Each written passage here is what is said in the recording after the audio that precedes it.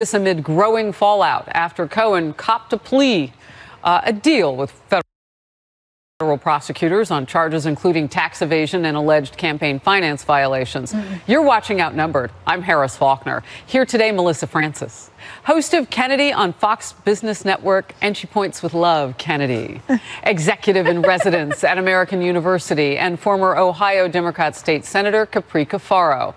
And in the center seat today, Lawrence Jones, almost called you Big Law, editor-in-chief of Campus Reform, and he is outnumbered. Thank you for from having Texas, me, ladies. Big Law. That's right. Yeah, good to have you today. Thank you so much. So much news to break in. Absolutely. Oh, hello. Hi there over there. Hey, girl. All right, let's get to the news. President Trump again going after Michael Cohen during an interview with our own Ainsley Earhart.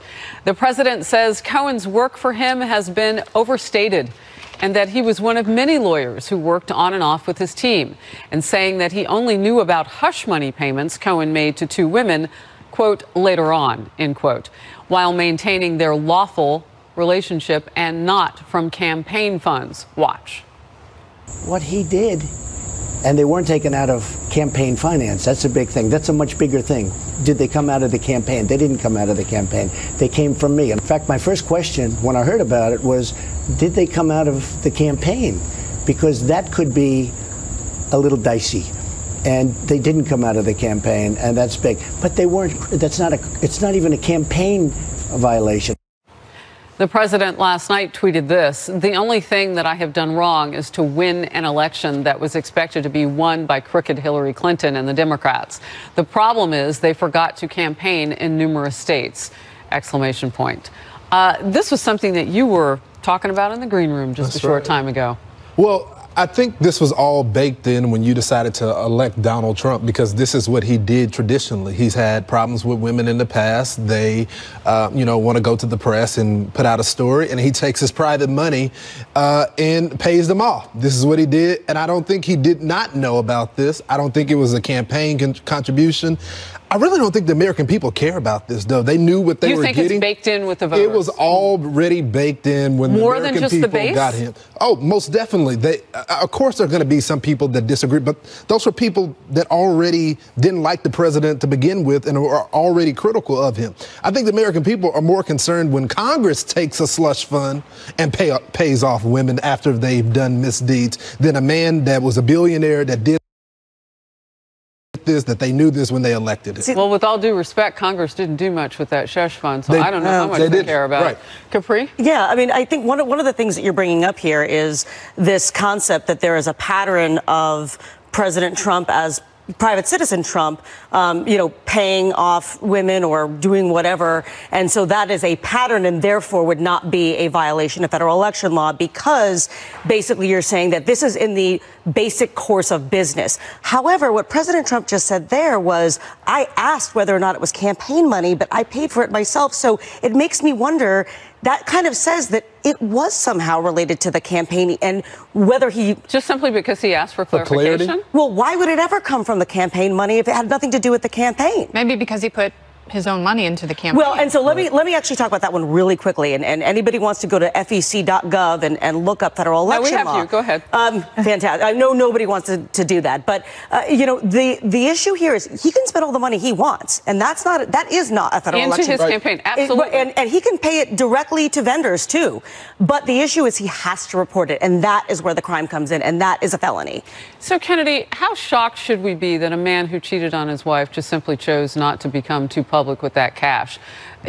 Donald J. Trump as citizen doesn't fall into any special category because of that. Most people would lie about that. It's not necessarily forgivable, but it's certainly, to Lawrence's point, it's not a surprise. Yeah. And these were also affairs and dalliances that he was trying to cover up from over a decade before. And I think one of the differences here, and there are voters, particularly women in the suburbs, who are really turned off by these stories. But the thing that's interesting, if you compare it to Bill Clinton, which is the most recent direct comparison we have, Bill Clinton was screwing around when he was in the White House. Literally. And I think part of the issue voters have is, hey, man, this is our time. It's like Mr. Hand. If you're here and I'm here, doesn't that make it our time? And if the president is covering up something he did as a private citizen, again, they want to get rid of him because they don't like him. Right. And that's what elections are for. Here. Impeachment is sacred. So one of the people you might have thought didn't want to get rid of you would have been your personal attorney and friend, Michael Cohen. But then he flips. Here's what the president says about that.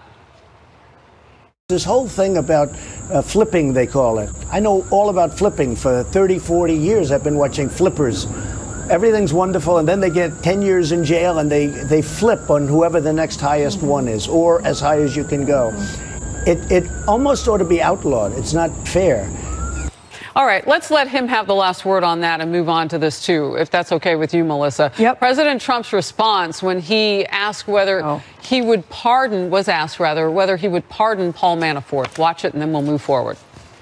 I have great respect for what he's done in terms of what he's gone through. You know, he worked for Ronald Reagan for years. He worked for Bob Dole. He worked, I guess his firm worked for McCain. He worked for many, many people, many, many years. And I would say what he did, some of the charges they threw against him, every consultant, every lobbyist in Washington probably does. Melissa, you were perched to take this. I am, because now everybody's talking about the pardon and how filthy and dirty and corrupt it would be if he went ahead and pardoned any of these people, and especially Manafort.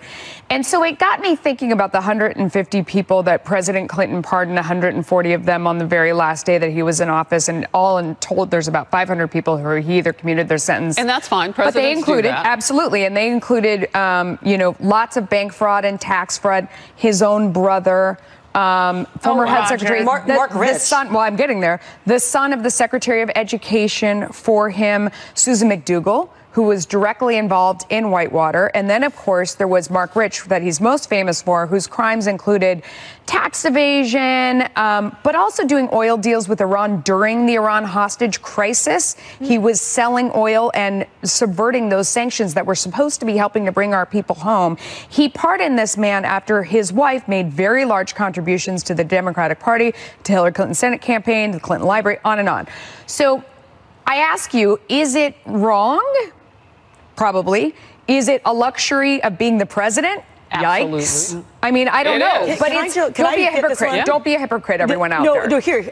This is actually kind of, I'm going to play super devil's advocate right now, and I'm sure Democrats are going to go crazy on me for this one, and I'll live with that. But here's the thing. Let's look at it this way. You mentioned a whole laundry list of people with similar kind of crimes that Bill Clinton pardoned the last day that he was in office. I think that people, even if they disagree with a pardoning of someone like Paul Manafort or Sheriff Joe Arpaio or whatever, are like, well, at least Donald Trump's being honest. He's not being a coward and doing it on his way out. He's doing it out in the open. He could be up for re-election in 2020. He's willing to take those consequences. And people, whether they agree with it or not, I think at least find it refreshing because he's not doing the politician thing and sticking his head in the stand. Well, and I also think they would have some flexibility. Although, I'm a libertarian, I believe that this is a power of the president, even though I don't like protecting people that are corrupt. But what the president would have some flexibility is that the American people that are out there watching this show today know that the reason that these people were targeted wasn't because of the crimes that they committed.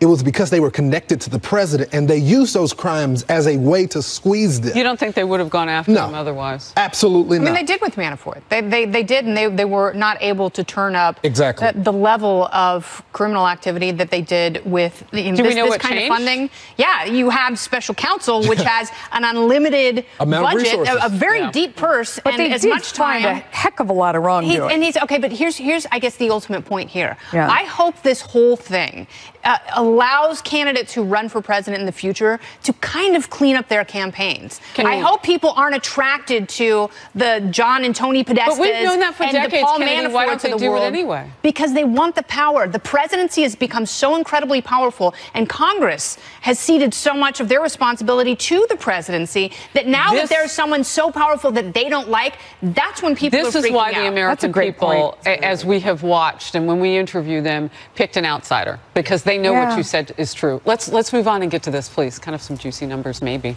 A majority of registered voters approve of the special counsel's Russia investigation, but a majority also think it's only somewhat or not at all likely that Bob Mueller will find President Trump has committed a crime or impeachable offense.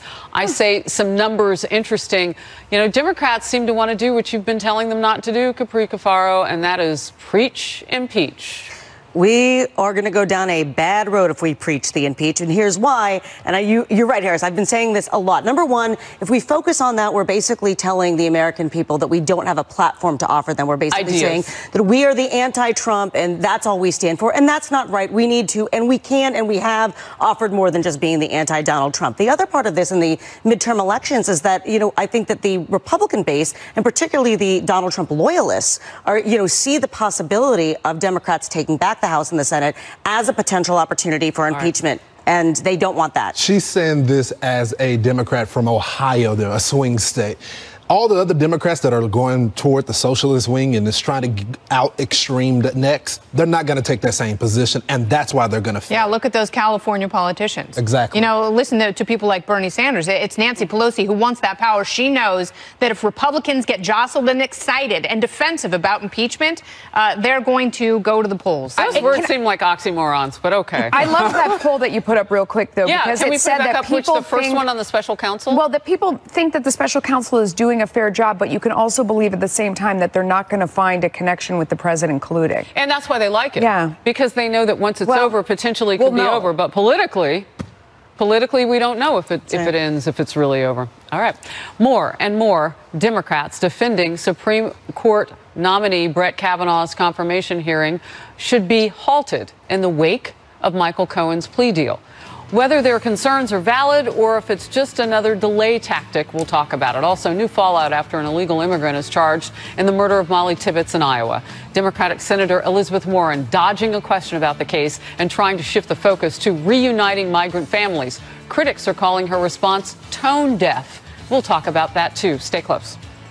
I'm so sorry for the family here, and I know this is hard. One of the things we have to remember is we need an immigration system that is effective, that focuses on where real problems are.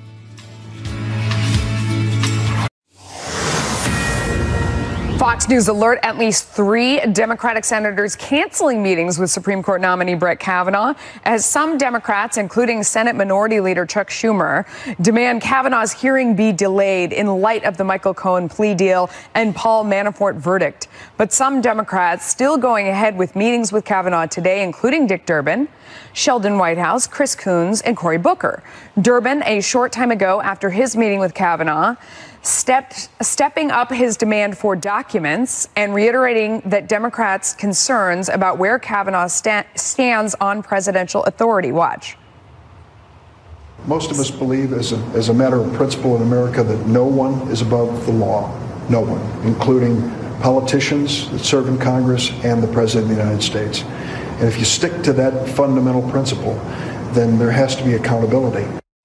But Senate Judiciary Chairman Chuck Grassley vowing to move ahead with the hearing next month, and the White House also pushing back. Watch.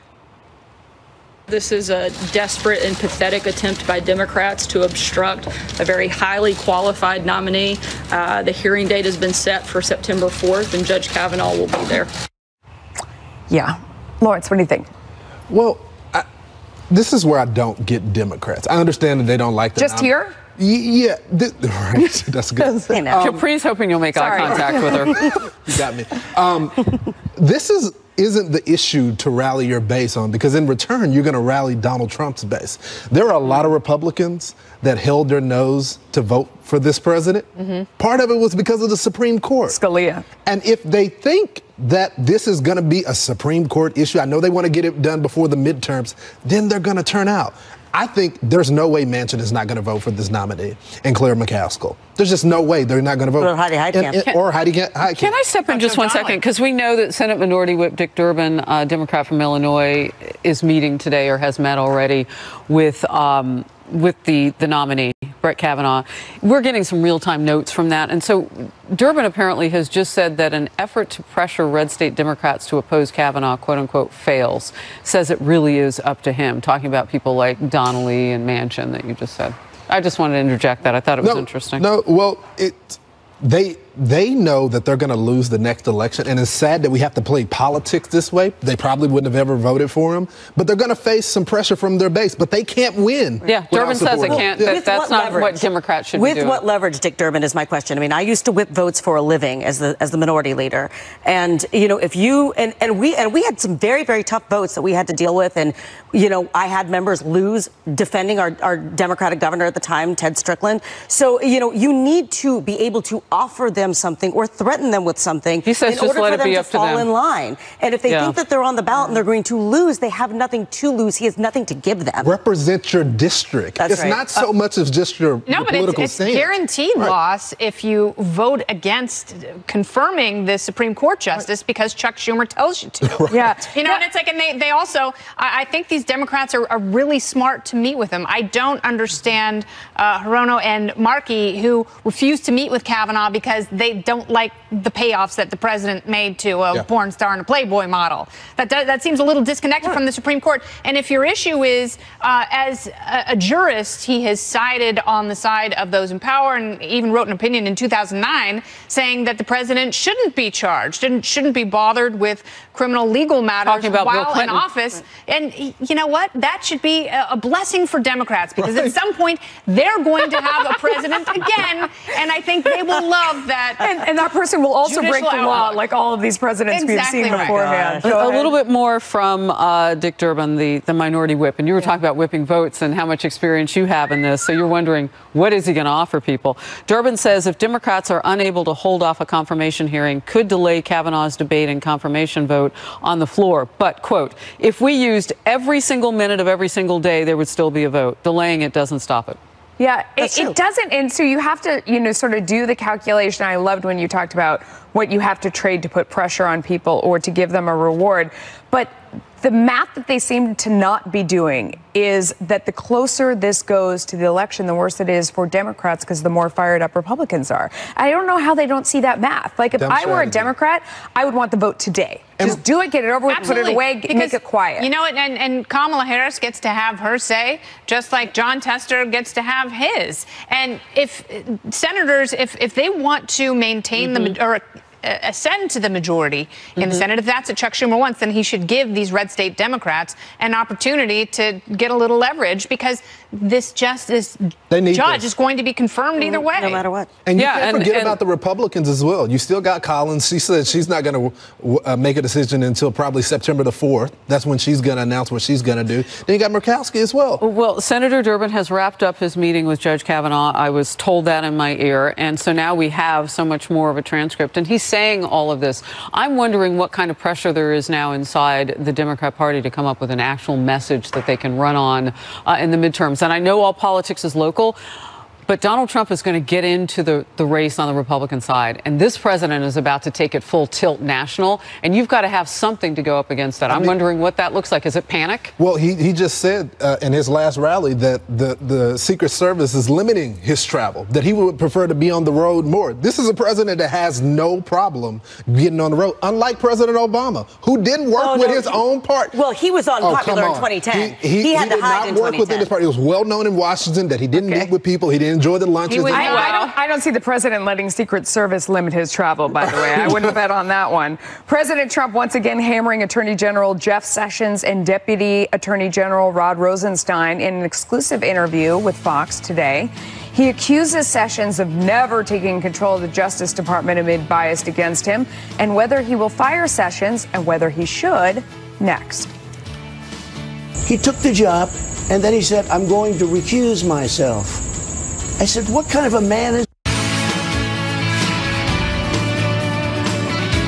The president, again, making it very clear about Attorney General Jeff Sessions and his deputy Rod Rosenstein. In an exclusive interview earlier on Fox and Friends, the president showed his displeasure with Sessions, recusing himself from the Russia investigation and accusing him of failing to take control of a Justice Department he says is filled with bias. The president also letting loose on Rosenstein for his recommendation of FBI Director Christopher Wray and for signing off on the continued surveillance of former campaign official Carter Page.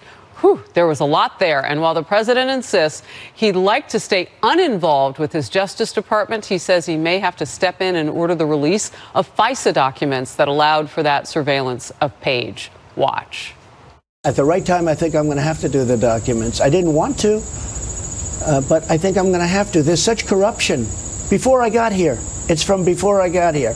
It's the Obama administration. As I've said, I wanted to stay uninvolved. But when everybody sees what's going on in the Justice Department, I always put justice now with quotes, it's a very, very sad day. Jeff Sessions recused himself, which he shouldn't have done, or he should have told me. Even my enemies say that Jeff Sessions should have told you that he was going to recuse himself, and then you wouldn't have put him in. Former CIA director and Trump antagonist John Brennan, well, he's got a new title now, saying, quote, I take no delight in seeing the steady collapse of a U.S. presidency, but I do take strong comfort in knowing that the rule of law and our great government institutions are prevailing. Things ultimately will get better, and we will heal as a nation, end quote. Kennedy, what say you? I am laughing at that because President Pence thinks that John Brennan is a big fathead. I'm pretty sure. Vice President. I heard this firsthand. And also, I can guarantee, as a Hoosier, that President Pence is not going to reinstate his security clearance because John Brennan has done some unlawful and untoward things and doesn't deserve to have it back. Wow. So there. You are way looking ahead. And I'm not even wading into the Sessions murky pool. Yeah. You know, I'll let Lawrence do that. Yeah, go right ahead. Well, I never thought, and, you know, just to talk, he should have told the president that the president is absolutely right. Even people on the left have said that he should have told the president that he was going to recuse himself. Do you think he knew at that point? Yeah, he knew. He definitely knew. He knew. But he got into the swamp. He started playing around with the Department of Justice, the FBI. They all become buddies and they go to lunch together. And so a man that was supposed to have fought, been a conservative hero against that type of stuff, and is now a part of it. But I want to point to something. I never thought that Donald Trump was going to be the president that could possibly get criminal justice reform done. Because we're learning so many different issues. We're learning about the FISA court, which Republicans supported at one time. We're learning about the police system. We're learning about corruption in the DOJ and the FBI.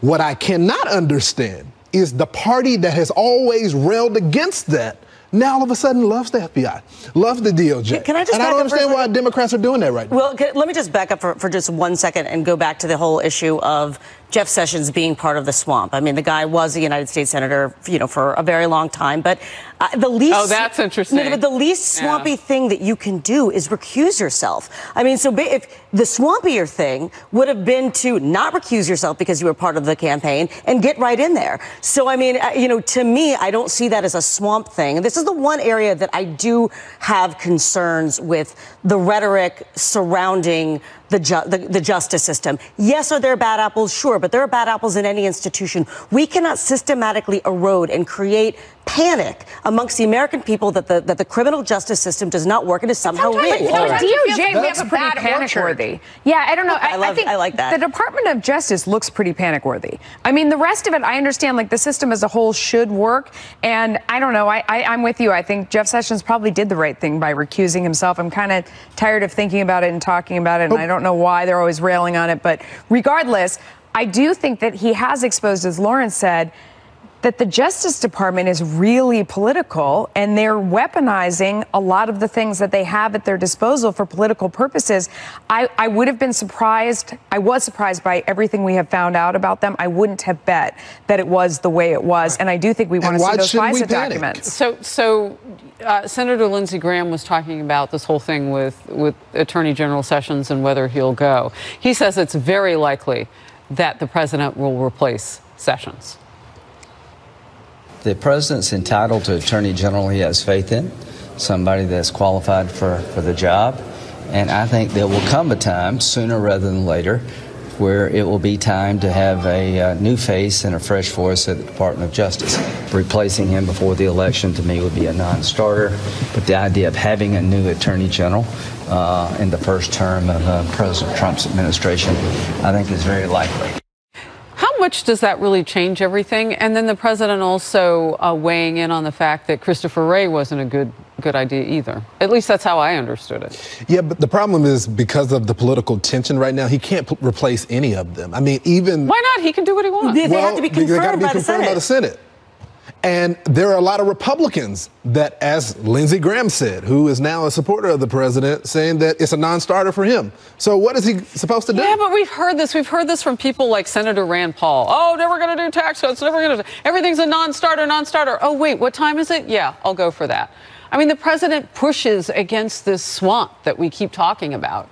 And sometimes the swamp goes, wow, it is really bad in here. Maybe I should step out and pass something with this president. You don't think so? You're shaking your head. I think this whole Mueller thing has muddied the water a little bit, and the public eye, they got to worry about their own. The last couple of days, or just all of it in general? This is the swampiest few days we've seen in a long time. All of it in general has muddied the water, and these guys have to worry about their own re-elections, and they don't want to look to their constituents like they're covering. I think when the Mueller investigation is complete, depending on the outcome, then he can get rid of Sessions. I don't think he has to do it right now. I think it raises too many questions, but I think getting rid of Jeff Sessions would be good for the president. It would be great for the country. Yes. And Jeff Sessions, too. He probably wants to go at this point. He's a punching bag at this point. Jones sends him handwritten thank you notes. Poor thing. Chocolates every week.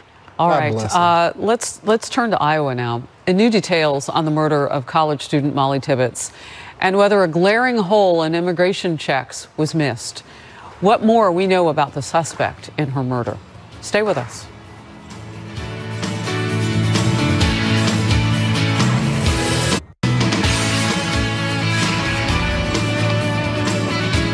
New questions over the suspect in the murder of Molly Tibbetts and whether he was in the U.S. illegally. This as the dairy farm where he worked says they did not use the federal E-Verify system to vet his identity and legal status.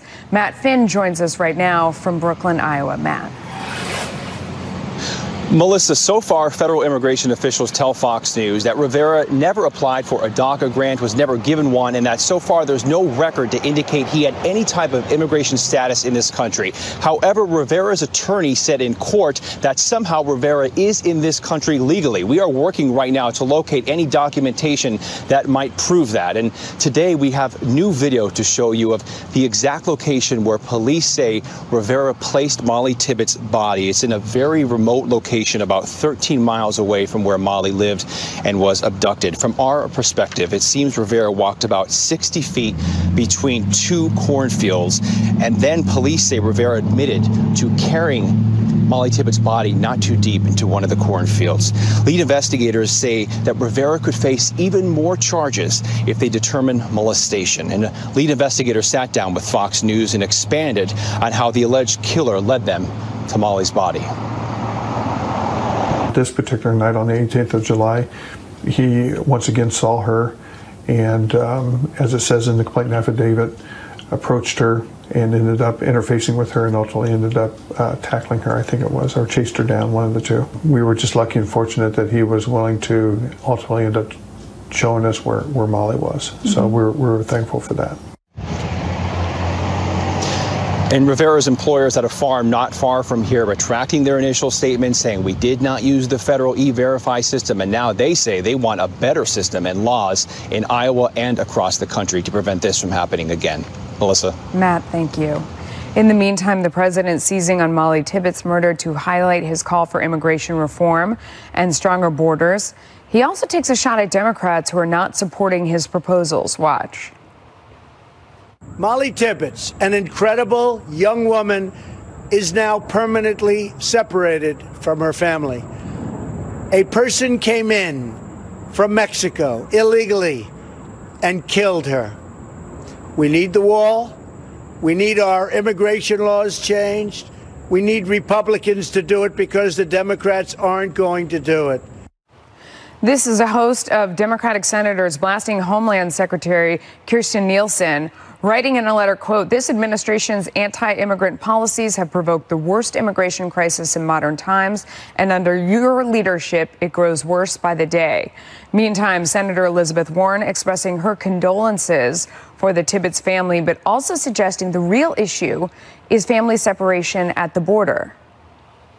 I'm so sorry for the family here, and I know this is hard. One of the things we have to remember is we need an immigration system that is effective, that focuses on where real problems are. I think we need immigration laws that focus on people who pose a real threat. And I don't think mamas and babies are the place that we should be spending our resources.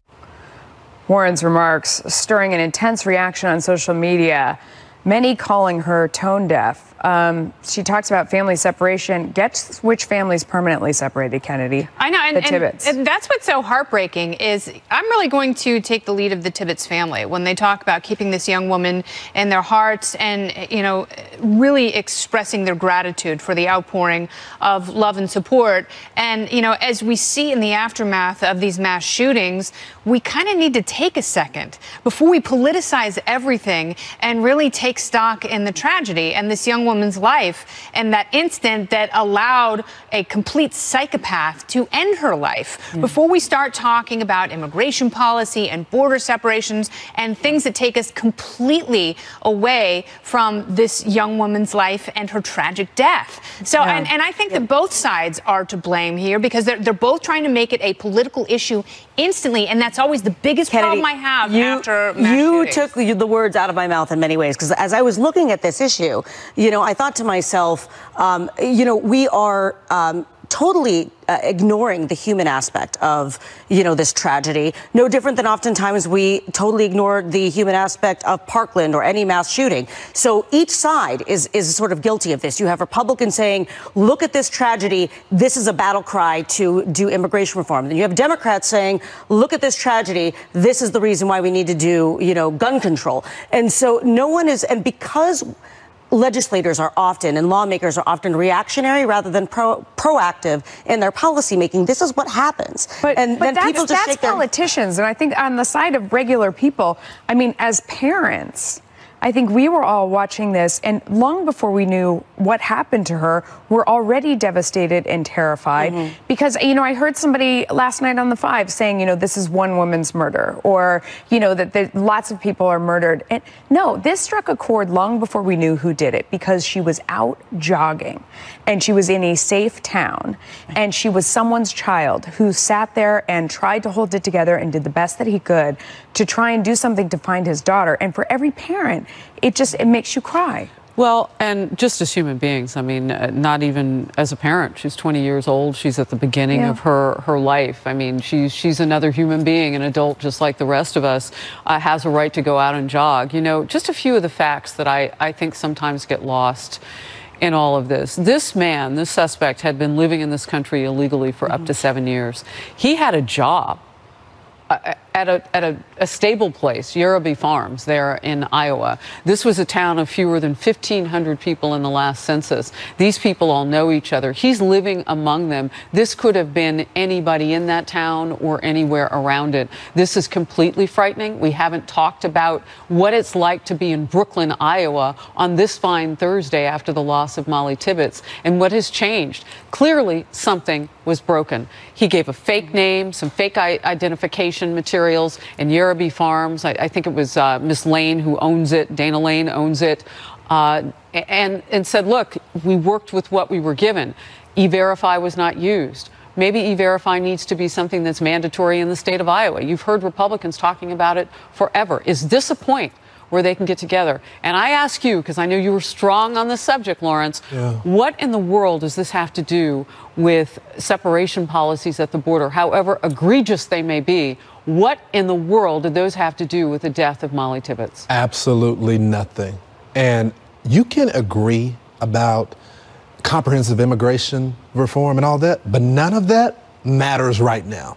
In the midst of people mourning, first of all, it's not good politics to do this when you know people that support the president, because this has been his argument all along about, you know what, we have to get better at this system because America's going to die. You saw how people rallied around Kate Steinle. I just didn't think it was a good move. And it seemed like she was just insincere, in the middle of that. And I understand that she's a politician, but you don't say that. You don't put the focus on the children at the border when an American citizen just died. And it makes the point that Republicans have been making for a while, that they care more about illegals than the American citizens in this country. I think this is an opportunity for Democrats to actually step up and be the adults in the room by focusing on things like the employers that are violating. If we stop the demand, how we help employers. Exactly. I mean, if we stop the demand for people coming here, right? E-Verify is a big solution. We need to focus on that. They may take away your Democrat card. I'm getting yelled at Twitter hardcore today by Democrats. It's all good. You can't look at Twitter. Homeland Security Secretary Nielsen laying out what the administration is doing to protect our elections from foreign interference this November and beyond. But it was not enough for some Democrats who say we are only playing defense. Whether they have a point, we'll debate it next. To those foreign adversaries who seek to meddle in or impact our election, our message from the U.S. federal government to you is simple. We will identify you, and you will pay a high price. Breaking news now in the Michael Cohen case. We have just learned that the chairman of the Inquirer Publishing, the executive, has been granted immunity in the Cohen case. That is a case brought on, as you saw just recently, by federal prosecutors that was handed by Bob Mueller's team to them. David Pecker is his name, publishing exec, met with prosecutors, we're told, to describe involvement of Michael Cohen, President Trump, in pre-presidency, obviously, candidate Trump, in hush money deals to women ahead of the 2016 election.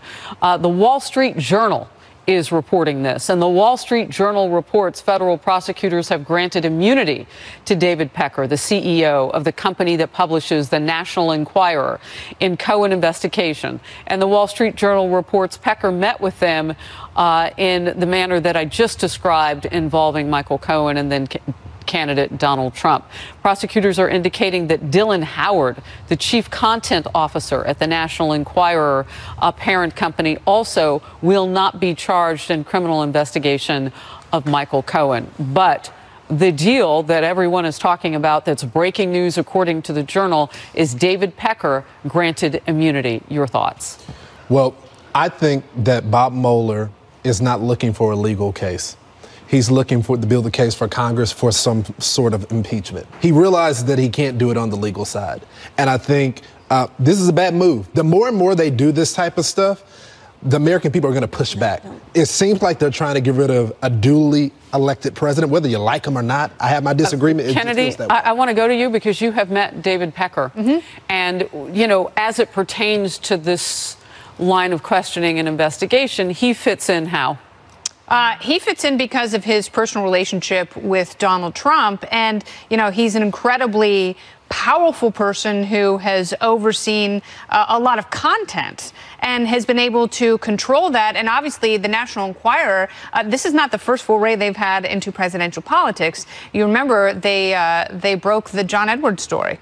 When a lot of them. Somebody else that was indicted on a lot of stories. Elections issues. But I'll say one thing, because I've heard Judge Andrew Napolitano say before that this idea that they bought the story and then killed it. Catch and kill. Catch and kill, catch and release, whatever it is somehow fraud.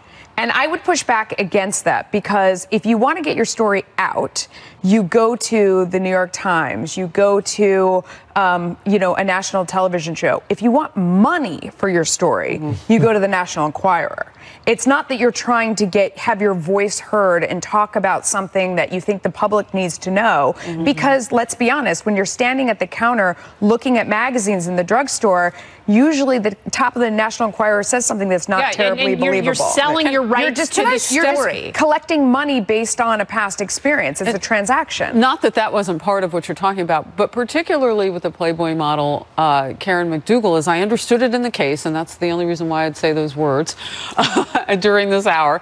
But in this particular case, she actually wanted something more than just money. And it was her attorney who she believed was working with, the National Enquirer execs or someone on their behalf to help her not tell her story outside the National Enquirer so they could catch and kill. I mean, but that's what the exclusive She is. wanted, That's essentially like, what they're paying you for. She wanted to be a model. And British tabloids do this all the time. They pay a bunch of money, and that's how you learn about. People are in it for cash. But can I go back to what you said, Lawrence? Do, though, 1 second. What does this have to do, though, if you talk about a case that Bob Mueller has handed to prosecutors?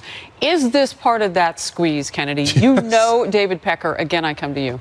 Yeah, absolutely. Because, this is a person that's probably got very valuable information, whether it's texts or emails with President Trump and with Michael Cohen and certainly with executives at his media company. But the thing is, what it goes back to is, will voters be surprised? No. And will it change how they feel? But and that doesn't matter. I think the answer to both of those Can I please jump in? Because there are two separate issues here. I agree that the electorate, by and large, this is baked in for them. They see this as, Trump from The Apprentice, whatever. But this is about, again, the justice system. This is not a giant witch hunt. You had to have done something for them to come after you. The guy from The Enquirer has to have something that is corroborating for them to talk to them. I agree with you. They're following the trail of the money. I mean, it's very clear. You just follow the money to see but you don't if the law was broken with crimes they didn't commit somewhere along the way, and having him cooperate is part of following the money. And that's where Michael Cohen's, sort of assertions